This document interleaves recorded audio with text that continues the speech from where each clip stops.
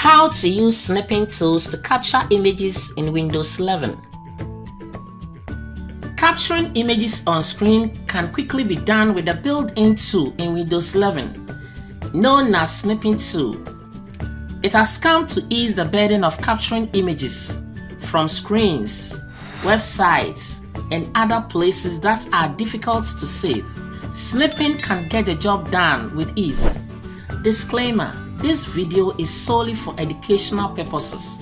Therefore, I entreat viewers to adhere to all copyright issues concerning images or information they want to capture. Click on the window button. When the window appears, you'll find the snipping tool if it is part of the application recently used. If it is not there, search for it on the search bar, and when it appears, just click on it. This is a snipping tool interface. It has various modes, including rectangular, window, full screen, and freeform modes. When you are now ready to capture a screen or an image, click on the new button.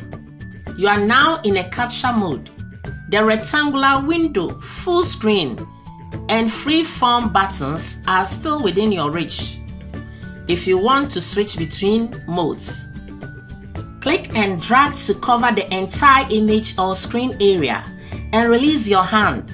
The snipping window appears, displaying the captured image or screen. Click the copy button, navigate the taskbar, and launch Microsoft Word. When the page appears, click on the paste command or Ctrl V to paste the image or screen. Click on the copy button, navigate to taskbar once again, and launch Microsoft PowerPoint. When the page appears, click on the paste command or Ctrl V to paste. When capturing images or screens, you may prefer to save than copy. If that is what you long for, click the dotted area. Select Save. From the Save dialog box, select the location. Type a preferred name and the file format.